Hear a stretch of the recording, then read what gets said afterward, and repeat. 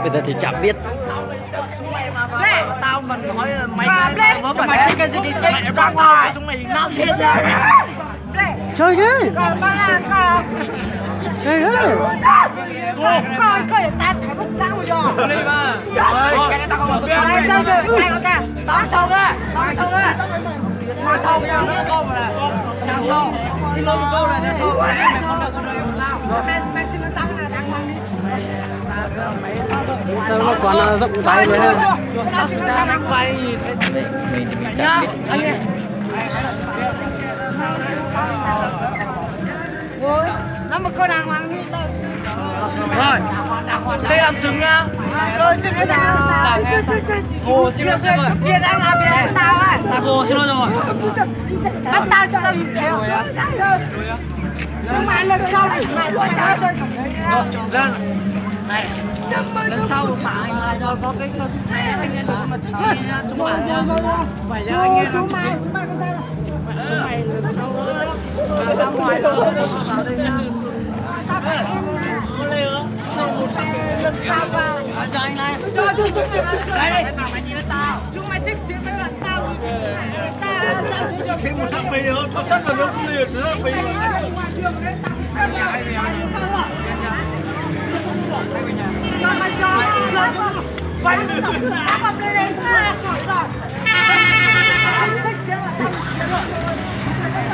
Xe tao.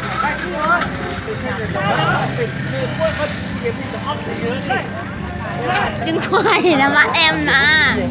Thôi cái nào bạn anh mà. Thế sao mà lại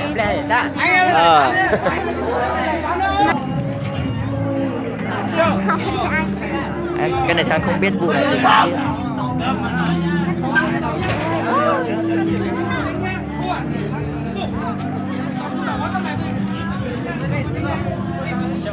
Mày nghe anh rồi.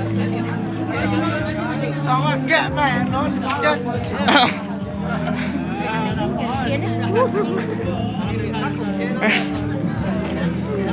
Sợ thế.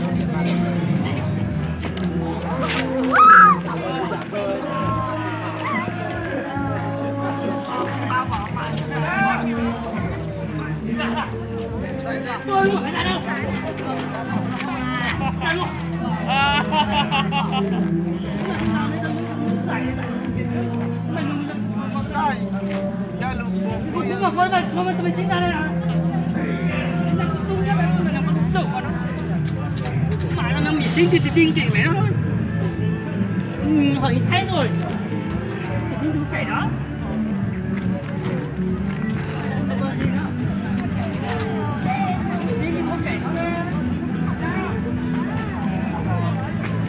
Thôi đâu à, mày chắc là nó sẽ xuất hiện trên mạng mình. Thật. Có em mình quay.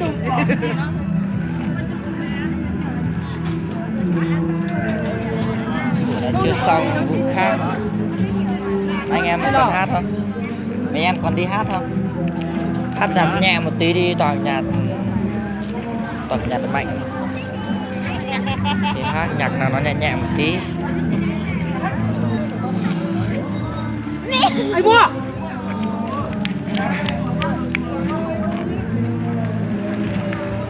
Tính nào? Thế là mua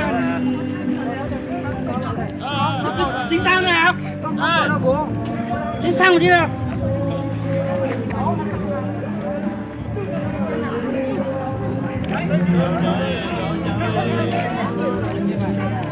Ban mình xử lý chứ. Mà tại sao chứ? Do tại sao chứ? Đây rồi, đây rồi. Hả? Đây rồi. Bây giờ nếu có vấn đề nào ai đến mà đã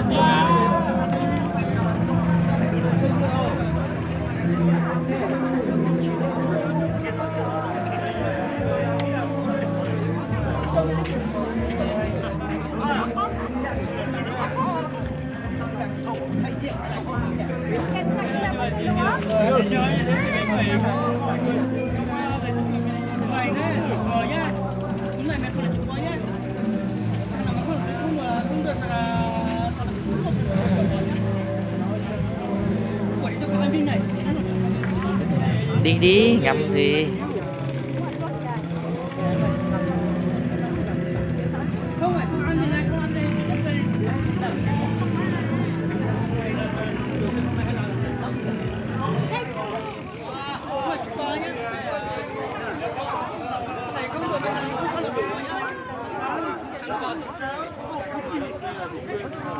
Có được không những lần phải gặp bạn con trong này. Tuyệt vời tao á. Bà tao á. Mời làm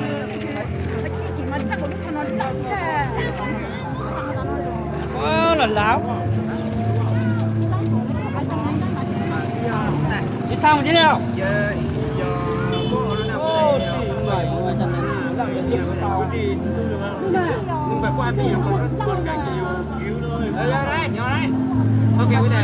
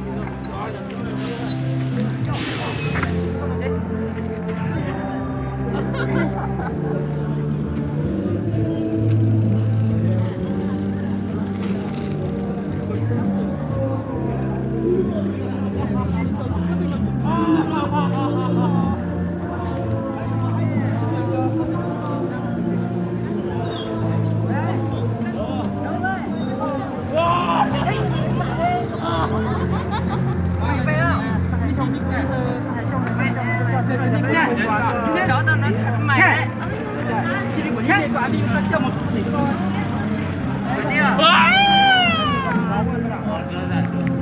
Xe đi của đi cho thăm một chút thôi, đi thăm một đây. Có chụp này đi tao á. Dậy đi. Nó chỉnh chắc mà tao em bó này. Trên điện nó này mày quả này. Nó đi rồi rồi. Con thì là được bao nhiêu tài chính con nè, con nào mà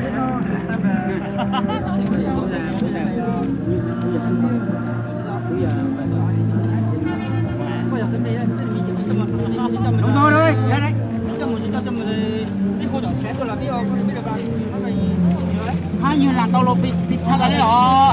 Cái đôi chỉ mình kinh tàu này thôi, cô chỉ mình đọc quá, cô của nó lên bắt tàu kia, chạy rồi biết gì rồi, đúng rồi. Mẹ đặt tôi mình cầm cái đó. Được đó. Chơi chơi đi chơi, phải cho. Mà nó đào đi. Vâng anh ạ. Bây giờ mình ăn được gì nè. Anh sai đi.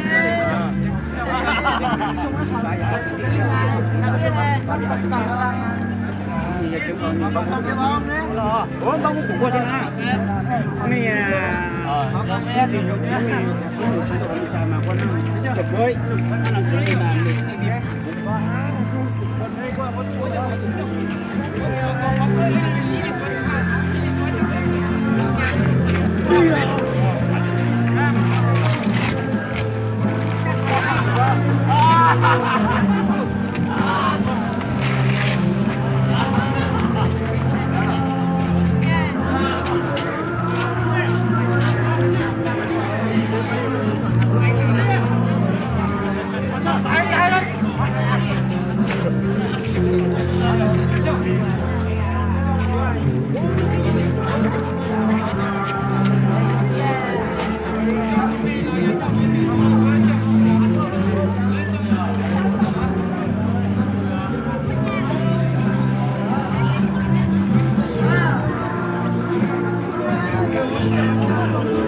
Cho cả bỏ ra đi. Ba. Gì sao? Bỏ ra đi. Gì ơi? Mẹ có sao? Sao? Vừa đi. Nó bên nhà của nó. Chọc gì bạn được quên trong chuyện này. Nhưng mà các bạn có đừng bảo các bạn có cái gì cái thứ gì. Đúng rồi, bạn đúng rồi. Hả?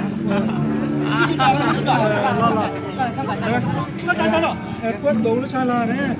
Đừng bảo cho cái gì vậy. Con đi. Mày tao nó. No. No. Yes sir. Đúng rồi.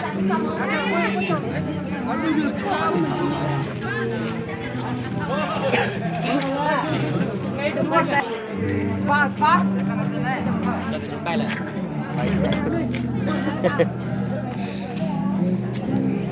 Vũ này xong kìa.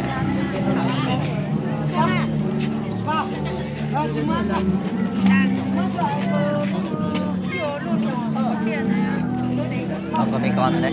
Hả? Ông này có mấy con đấy? Ông có nè. Chỉ có ông bỏ vợ gì nữa. Bỏ nhà vợ như vợ có con rồi sao mà? Chỉ có. Có à? Vợ trước cũng thế? Bỏ.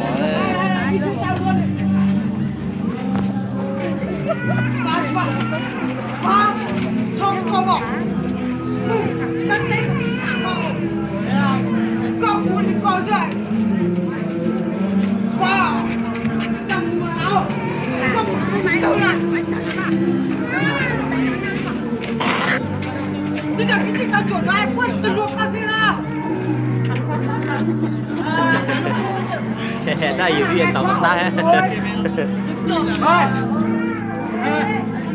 Bây giờ nhớ tớ không?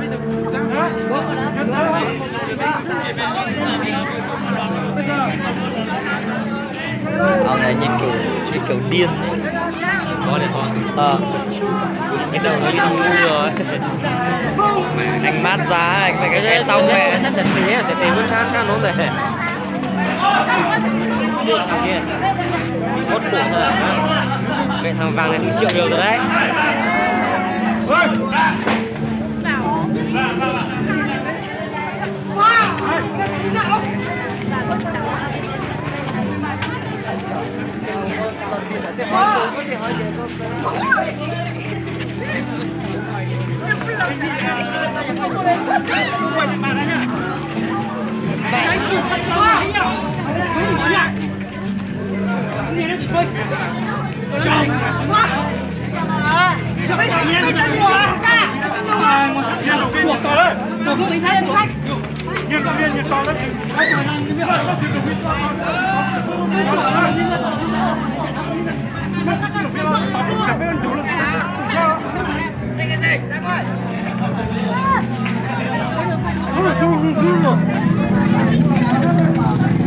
Đây còn mình là chúng ta cái gì mình cho nó làm cái gì đâu cái này còn gì đâu giải tỏa hết